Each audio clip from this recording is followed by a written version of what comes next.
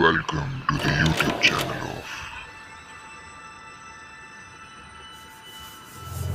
Accounts का बाप। Hello guys, welcome back to the YouTube channel of Accounts का बाप, your one stop channel for all your accounting needs। आज हम करने वाले वेरी इंपॉर्टेंट क्वेश्चन नंबर 13। इसको है ना 3 नहीं 4 नहीं 5 स्टार मार्क कर दो, इतना इंपॉर्टेंट समय, क्योंकि इसमें बहुत दिमाग लगाना है। ये आपको मिल जाएगा आपके question number 12 page number question number 13 है, जो कि आपको पेज नंबर 122 पे मिलेगा। सॉरी, गलती से क्वेश्चन नंबर 12 बोल दिया था। शुरू करते हैं। From the following information supply to prepare income and expenditure account for the ये बैलेंस शीट बनानी है for Moriya sports club Thane. तो यहाँ पे हम इन द बुक्स ऑफ क्या लिखेंगे, मोरिया स्पोर्ट्स क्लब। ओके, अब है ना पूरा एनपीओ करने का मेरा एक तरीका है, मैं 7 स्टेप्स फॉलो करता हूँ। आप 7 स्टेप्स देखो। फर्स्ट स्टेप होता है हमारा कि भाई आप है ना डेट कॉलम तैयार करोगे, जिससे आपको करंट ईयर और प्रीवियस ईयर की प्रॉपर डेट्स पता चल जाए। वो एक बार क्लियर हो गया तो सेकंड स्टेप आता है आपका सब्सक्रिप्शन। आप सब्सक्रिप्शन करोगे और उसके सबके सेकंड इफेक्ट डालोगे। आप थर्ड स्टेप करते हो ओपनिंग बैलेंस शीट बना। देखो 2 बैलेंस शीट होती है, एक ओपनिंग एक क्लोजिंग। ओपनिंग बैलेंस शीट की सारी चीज़ों को आप यहाँ पे पुट करोगे और कैपिटल फंड ढूंढोगे साल की शुरुआत में कितना था। अब फोर्थ स्टेप होता है उसके बाद उसको ट्रांसफर करोगे नीचे क्लोजिंग बैलेंस शीट के अंदर। फिफ्थ स्टेप होता है कि भाई लाइन वाइज आपके जितने भी सम के अंदर क्वेश्चन में दिया हुआ है उसको लाइन वाइज सॉल्व करना है। और फिर 6 स्टेप होता है आपका, 6 स्टेप होगा आपका एडजस्टमेंट्स करना, और 7 स्टेप होता है आपका टैली करके सम को पूरी तरह से समाप्त करना और मस्त 12 मार्क्स लेके पूरा घर पे चले जाना। ओके, तो शुरू करते हैं अपना फर्स्ट स्टेप। फर्स्ट स्टेप अपना क्या है सर जी, डेट कॉलम बनाना। तो यहाँ पे अपन बनाएंगे डेट कॉलम, जिसके अंदर मैं लिखूंगा यहाँ पर प्रीवियस ईयर, एक लाइन छोड़ के मैं लिखूंगा करंट ईयर। ओके, अब है ना ये जो डेट्स होती है वो कौन सी चीज़ की देखनी है। तो देखो मेरे को बैलेंस शीट दी रखी है, जो ओपनिंग की जो है ना बैलेंस शीट है वो ओपनिंग बैलेंस शीट है, ये मेरे को दे रखी है। पर इसकी डेट मुझे कभी नहीं देखनी होती है। डेट मुझे देखनी होती है रिसीट एंड पेमेंट अकाउंट की। रिसीट एंड पेमेंट अकाउंट की डेट क्या है, 31 मार्च 2020। इसका मतलब क्या होता है कि ये जो मेरा करंट ईयर है ना वो 31 मार्च 2020 को ख़त्म हो गया। तो ये साल शुरू कब हुआ होगा, 1 अप्रैल 2019 को। तो ये साल मेरा क्या था 19 से लेके 20 तक, तो मेरा करंट ईयर होगा 19-20। तो जो मेरा प्रीवियस ईयर होगा वो क्या होगा 18-19। अब जो 18-19 वाला प्रीवियस ईयर है वो खत्म कब हुआ होगा 31 मार्च 2019 को, और जो करंट ईयर है वो 31 मार्च 2020 को खत्म हुआ होगा। ओके, अभी जो करंट ईयर का डेट होता है 31 मार्च 2020, ये 2 जगह पे जाएगा। Income and expenditure account for the year ended 31 मार्च 2020 होगा, और क्लोजिंग बैलेंस शीट के अंदर 2020 डालना है। और ये जो प्रीवियस ईयर का डेट है ना 31 मार्च 2019, ये आपको लिखना है यहाँ पे ओपनिंग बैलेंस शीट के अंदर 2019 में। Is that clear? चलो सब हो गया, फर्स्ट स्टेप हो गया। मतलब अब आता है सेकंड स्टेप, सब्सक्रिप्शन। तो देखो अपना इधर सब्सक्रिप्शन दिया हुआ है, यस दिया हुआ है। सब्सक्रिप्शन 1,05,000 का और वो इनकम होता है। तो मैं क्या करूँगा, इनकम साइड पे जाऊँगा और लिखूँगा बाय सब्सक्रिप्शन 1,05,000 रुपया। तो यहाँ पे आ जाएगा 1,05,000। अब चेक करना है कि यहाँ पे और कोई सब्सक्रिप्शन दिया है क्या, तो नहीं दिया हुआ है। अब नीचे देखो, subscription received includes 3,000 for 18-19। Sir 18-19 कौन सा ईयर है, फटाफट डेट कॉलम देखो। 18-19 तो मेरा प्रीवियस ईयर है। तो अपन को जो सब्सक्रिप्शन 1,05,000 मिला उसमें से 3,000 रुपया पिछले साल का मिला मुझे। पिछले साल का पैसा मुझे इस साल मिला, तो वो क्या था मेरा पिछले साल आउटस्टैंडिंग था, आउटस्टैंडिंग फॉर प्रीवियस ईयर बोलूँगा मैं। और आगे बोल रहा है आउटस्टैंडिंग सब्सक्रिप्शन फॉर 1920 मेरा क्या है करंट ईयर। तो subscription outstanding for current year मेरा कितना है 14,000। तो एक मेरा प्रीवियस ईयर है, एक मेरा करंट ईयर है। करेक्ट है बात? चलो इसके सेकंड इफेक्ट डालते। सेकंड इफेक्ट क्या, पहले तो एक इफेक्ट डालते। तो आउटस्टैंडिंग, अब इसके लिए याद क्या रखना है, जब आउटस्टैंडिंग फॉर करंट ईयर होगा तो वो आपको क्या करना है ऐड, और आउटस्टैंडिंग फॉर प्रीवियस ईयर होगा तो आपको करना है लेस। ठीक है, अब सबसे पहले प्रीवियस ईयर है तो आप क्या करोगे, इसमें से लेस आउटस्टैंडिंग, और पूरा लिखने का कंजूसी नहीं करने का, less outstanding for previous year, less outstanding for previous year. और अमाउंट कितना है, अमाउंट है आपका 3,000। ठीक है, और सिमिलरली जो करंट ईयर होता है उसके लिए आप क्या करते हो ऐड। तो यहाँ पे लिखोगे आप add outstanding for current year, and current year का अमाउंट कितना है 14,000। ठीक है, अब है ना जब भी आपको देखो इस सम के अंदर ओपनिंग बैलेंस शीट बना के दिया हुआ है, करेक्ट। जब भी ओपनिंग बैलेंस शीट बना के दिया होता है ना, तो आपको हमेशा कंपेयर करने का कि यार यहाँ पे कहीं भी सब्सक्रिप्शन का कोई अमाउंट दिया तो नहीं है ना, तो चेक इट आउट। आपको यहाँ पे एक अमाउंट दिया है सब्सक्रिप्शन का 8,000 रुपया। सर इसका मतलब क्या है, अभी यहाँ पे देने का क्या मतलब है, तो check it out. Outstanding subscription आपके साल की शुरुआत में 8,000 रुपये का था, मतलब पिछले साल का मुझे टोटल सब्सक्रिप्शन का 8,000 रुपया मिलना बाकी था। उसमें से पिछले साल का मुझे एक्चुअली में मिला कितना, ₹3,000। तो अभी भी और कितना मिलना बाकी है सर? 8 मिलना चाहिए था पिछले साल का, उसमें से 3 मिला। अभी भी पिछले साल का मुझे 5,000 मिलना बाकी है। ये 5,000 जाएगा मेरी क्लोजिंग बैलेंस शीट के अंदर। मैं क्या लिखूंगा? असेट में आउटस्टैंडिंग सब्सक्रिप्शन। अच्छा, कौन से साल का? प्रीवियस ईयर का। प्रीवियस ईयर मेरा कौन सा है? 18-19। तो 18-19 का मेरे को अभी भी 5,000 मिलना बाकी है।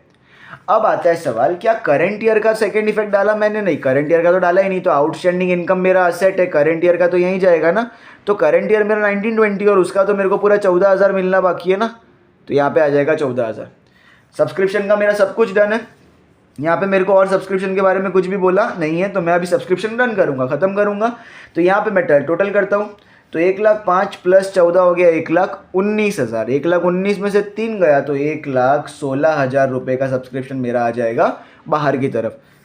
इस तरीके से मेरा सब्सक्रिप्शन पूरा का पूरा हो गया। सम आप सेकंड स्टेप हो गया। थर्ड स्टेप का मतलब होता है कि भाई ओपनिंग बैलेंस शीट बनाओ और उसके अंदर कैपिटल फंड ढूंढो। तो कोई दिक्कत ही नहीं है, ओपनिंग बैलेंस शीट साल की मेरे को ओपनिंग की बना के दे रखी है, तो मेरा थर्ड स्टेप मुझे करने की ज़रूरत नहीं है।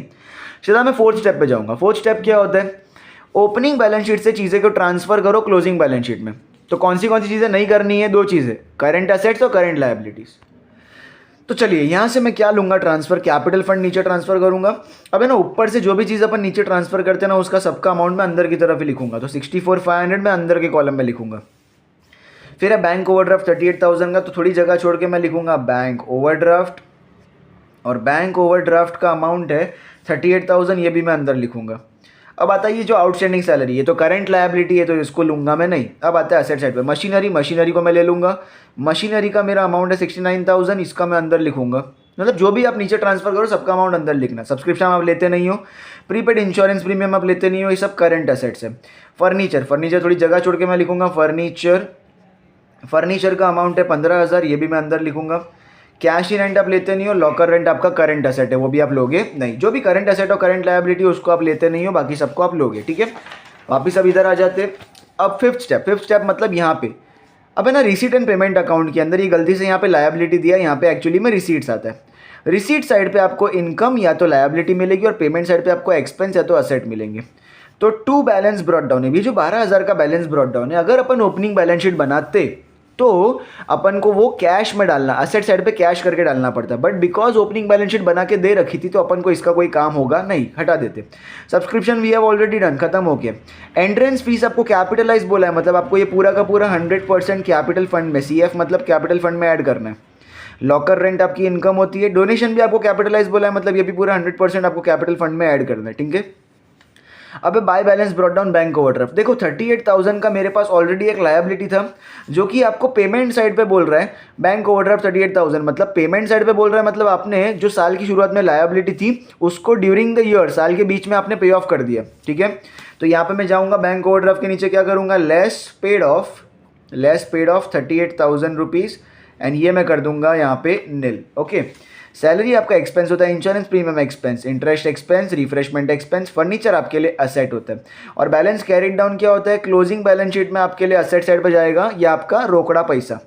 सब्सक्रिप्शन आपका हो चुका है। अब ये बोल रहा है 31 मार्च मतलब 2020, 31 मार्च 2020 मतलब क्लोजिंग बैलेंस शीट।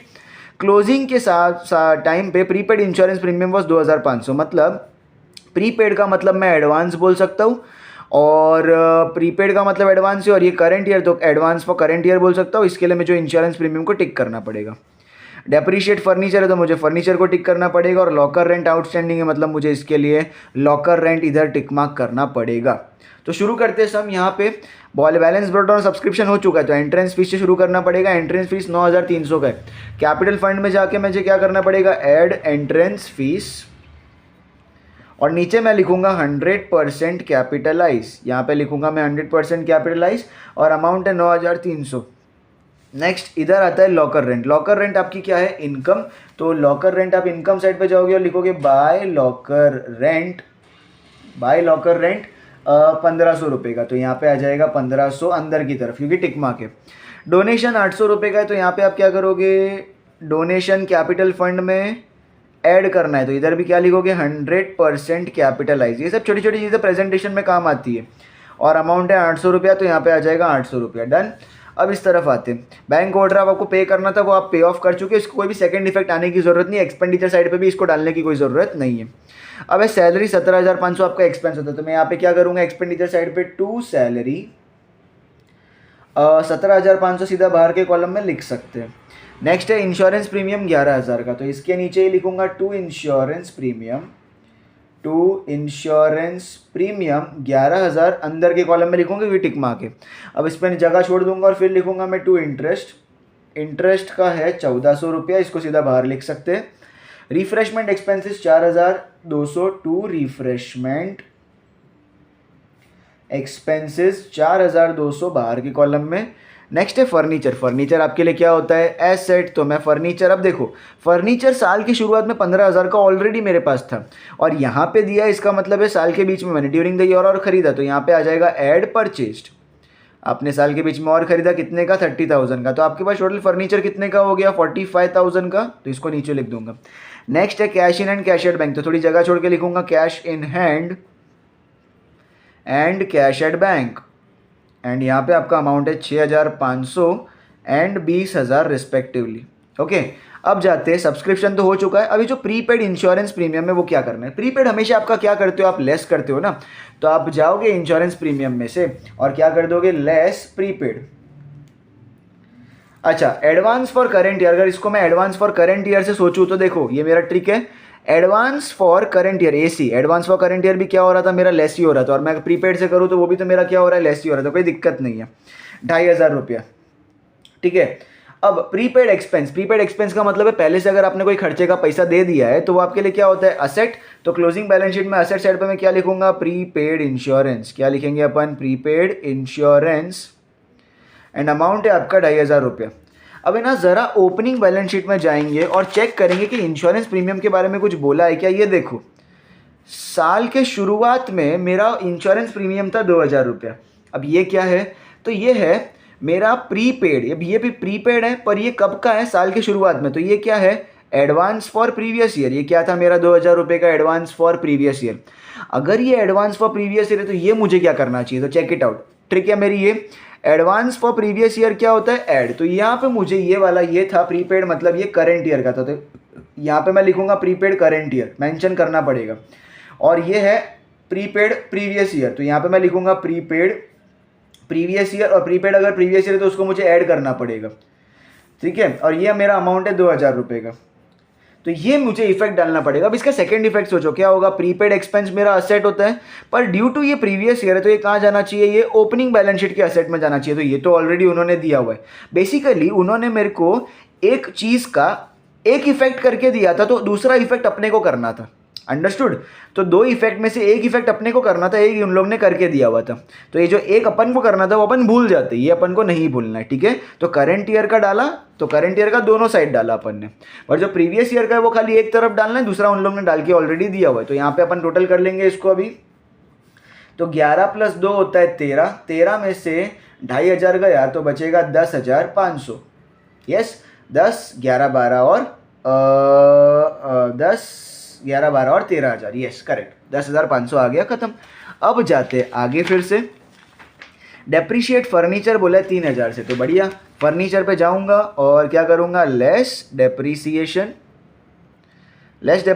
कितना अमाउंट है, 3,000, 45,000 में से 3 गया तो 42,000 बाहर बचेगा। अभी सेकंड इफेक्ट, डेप्रीसिएशन से क्या होता है, लॉस, तो लॉस कहाँ जाएगा मेरा, डेबिट साइड पे आप क्या लिखोगे, टू डेप्रीसिएशन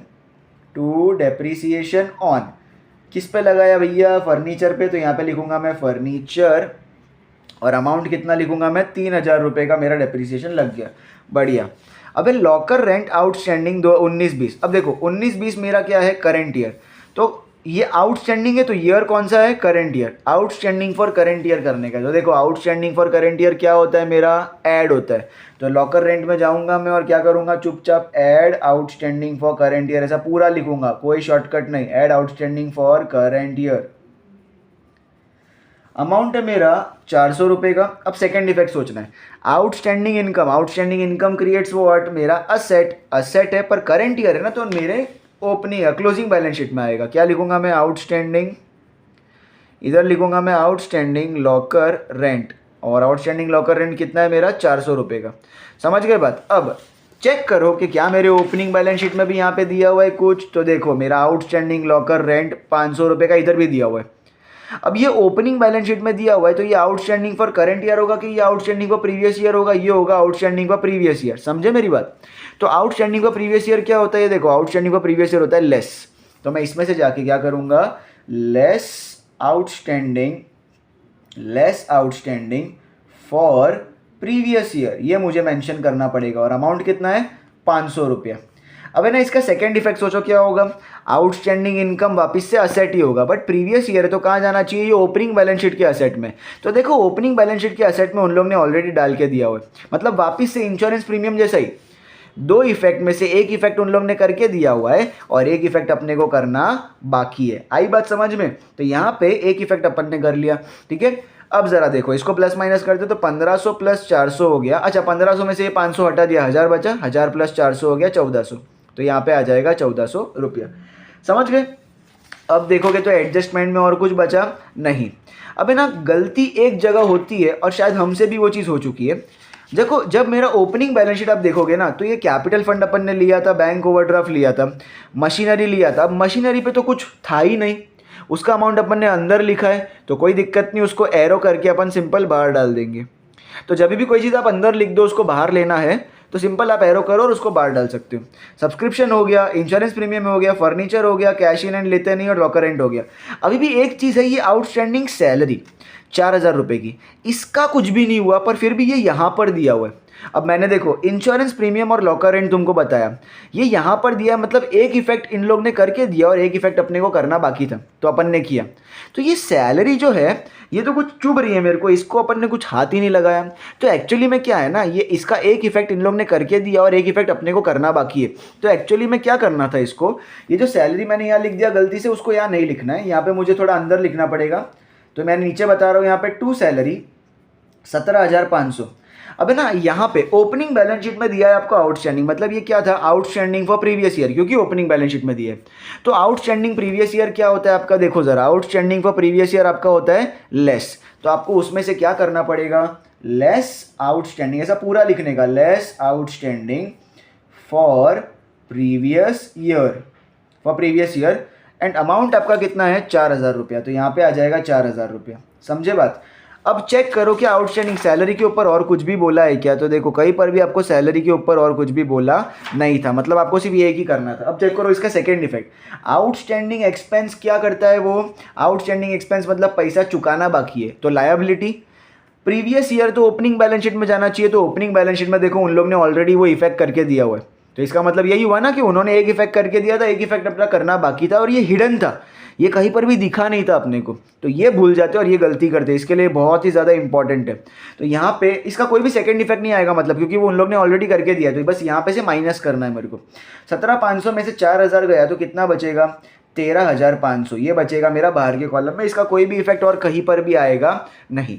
इसी के साथ ये सम खत्म होता है। अपन करते हैं लास्ट स्टेप, उसका टैली करना।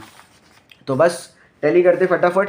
तो यहाँ पे 1,17,400, यहाँ पे आ गया 1,17,400।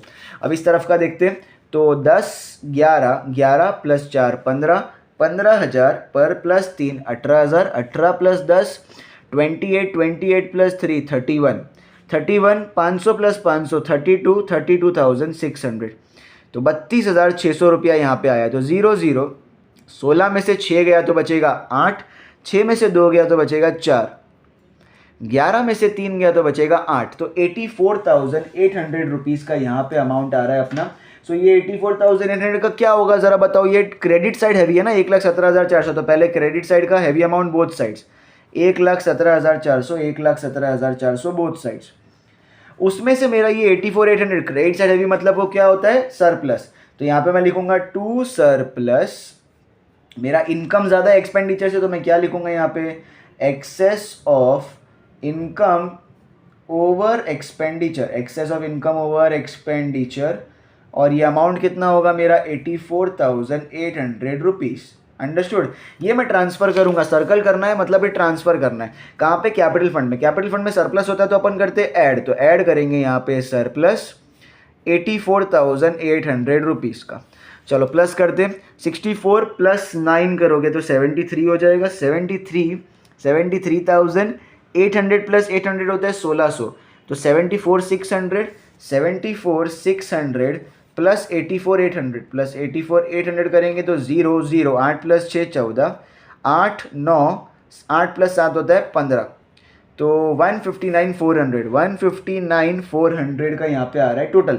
और यहाँ पे तो नहीं है, मतलब यही अमाउंट उसका क्या हो जाएगा, फाइनल टैली अमाउंट। तो फाइनल टैली अमाउंट में कहाँ लिखूंगा, ऐसा नीचे 159,400 लेके भोले बाबा का नाम, यहाँ का भी टोटल करते हैं, यहाँ का भी सेम ही आना चाहिए। तो 14 प्लस 5 होता है 19, 19 प्लस 60 होता है ऑफकोर्स 79, 79 प्लस 9 होता है 88, 88 प्लस 2 होता है 90, 90 प्लस 40 होता है 130, 130 प्लस 6 होता है 136, 136 प्लस 20 होता है 156, 156 प्लस 2 होता है 158, 500 प्लस 500 होता है 159, और ये 400, तो आ गया आपका इधर का भी टोटल 159,400। इसी के साथ ये सम हो गया टैली। लास्ट में आप कैपिटल लेटर्स में क्या लिखोगे, यहाँ पे total in rupees, total in rupees. आप स्क्रीनशॉट ले सकते हो, फटाफट इसका स्क्रीनशॉट ले लीजिए। यस, अभी आप ले सकते हो स्क्रीनशॉट। सो आई होप आपको ये पूरा वीडियो समझ में आया होगा। सम बहुत इंपॉर्टेंट है, इसको अच्छे से प्रैक्टिस करना, और स्पेशली ये जो लॉकर रेंट, इंश्योरेंस प्रीमियम और ये जो सैलरी है, ये जो है ये बहुत हिडन था, ये आपको नहीं मिलता, इसकी वजह से ये बहुत सम इंपॉर्टेंट है। अदरवाइज इसके अंदर कुछ भी नहीं है, समझ के ले लो। अच्छा लगा हो तो लाइक शेयर करो और सब्सक्राइब का बटन ठोक के मारो। मिलते हैं अगले वीडियो में, तब तक के लिए बाय बाय।